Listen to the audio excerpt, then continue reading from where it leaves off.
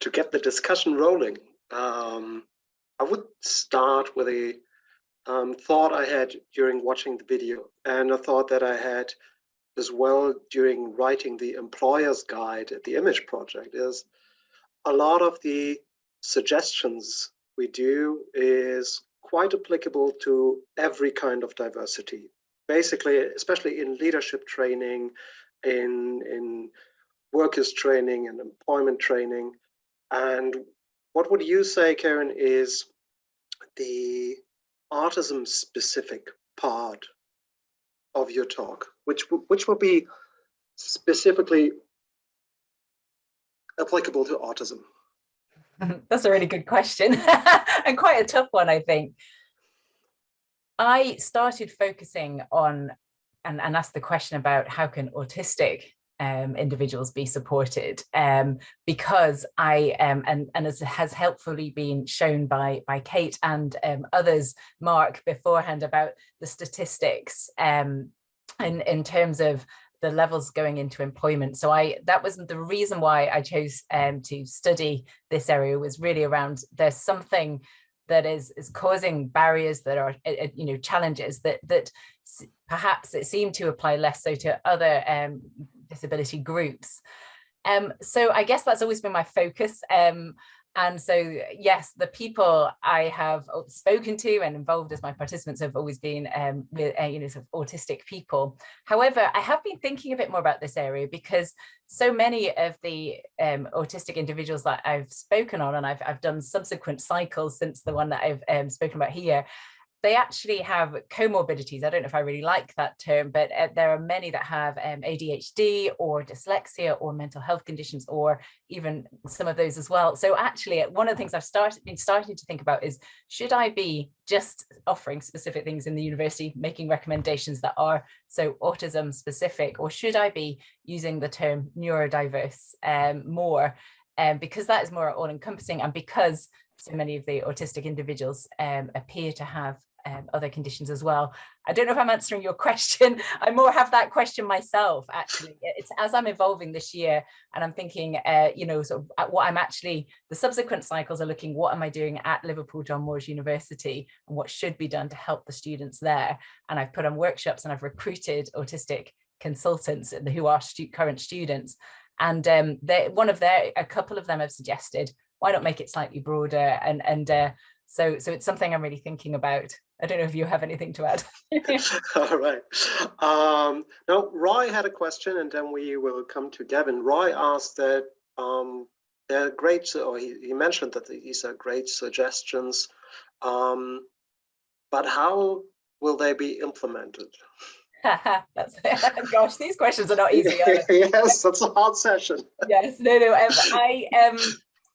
I think, and I think it has to be a joint approach, and I think it has to be all of us being involved. So the university-based recommendations, I think as a practitioner, I have a role to play in ensuring that I'm offering that enhanced one-to-one support that I offered. But also, one thing I have been doing is offering support for my colleagues who offer one-to-one support, for one-to-one appointments for students, and they've been really keen to get that, because one of the things that I do find is that in the sort of community of careers practitioners, they're very keen to sort of find out more, because they generally have chosen a job like this because they want to help students as much as possible, and sometimes they're aware of the sort of lack of specialism. And because most careers practitioners in universities, they are generalist, and there's often one person per university that careers service that might have a specialism in disability, but everyone is seeing all students, and those students might not have requested specialist support in the career service. So everyone is, many people are aware that they need that additional sort of support and awareness of how to work. So I think where possible, I think for those of us who do have a bit more understanding, offering to support our colleagues is a good starting point. And I think this is where the image resources are fantastic, and I will be promoting them widely amongst my networks, as well as encouraging us to be doing it at John Moores University in Liverpool, because it's just what people need. And just to say, and I accidentally put it in the chat earlier on, I was just getting the link ready, but as a result of the UK image sort of conference last week, it was raised by one person, actually, we need a community, we need a support, a place to ask questions beyond this event. And so actually it was with Claire, who's here, Joe Good as well, who's here, and one other, we've set up a LinkedIn group that is just, it's for careers practitioners who are seeking to support autistic individuals. And so if it's all right, I'll put the link in again. I was a bit premature earlier, because again, I think it has to be an ongoing conversation. And when it comes to practitioners, it's just about supporting each other and letting people know about organizations like Even Break that Kate mentioned earlier, and that there are that these exist, and we should be sharing that information. But of course, practitioners are only one side of the story.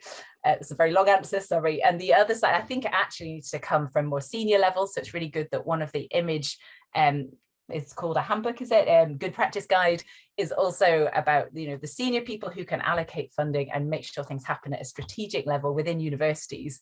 And then, of course, it's not just what should happen in universities, it should also happen beyond. It's within employers as well. That's already been mentioned by some of the other talks. And I think a lot more needs to be done, looking at the organizations of various sizes to think, actually, how can we encourage them to see the potential that it's actually, there's business cases for, making their recruitment processes and workplaces much more accessible. Thank you. A quick question from Gavin before we move on to Beatrice. Hi there, great. Thank you for a thorough presentation. It's really been useful. Someone who has supported autistic people into work, to work with likes of Marks and Spencer's and Primark and that sort of thing. Their intersectionality is often a challenge, poses a challenge, because, as you know, Judy Singer refers to the social biological model of neurodiversity. And so as a result, we're all on a variation on the theme of the experience of being human.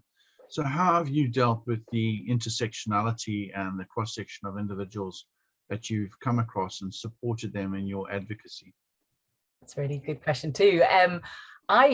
Yes, I do think I've been looking at Judy Singer's work and sort of looking at how, I really like the idea of just embracing diversity.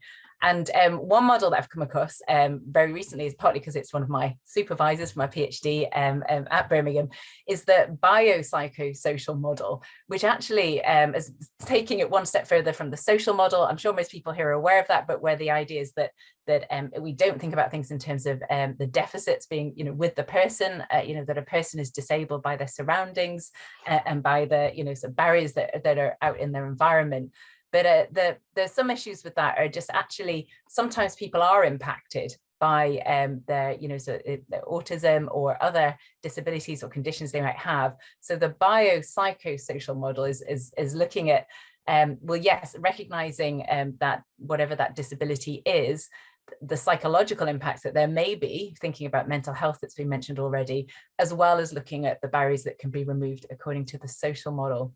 And a step further even than that is the biopsychosocial insider model, which is where actually the insider part, where you actually don't assume what someone's barriers or challenges are, but you are involving that individual at every step when you're working with them or supporting them, to asking them, so what is it like for them? What do they see the challenges are? And so that's why it's really good. I loved hearing about the reverse mentoring project in the first talk, thinking actually we're just making sure that the autistic voice isn't just included, but is actually prominent and is recognized as being so important for this. Thank you. I would love to keep on talking to you for a while, but time is running, so we have to go to Beatrice's talk.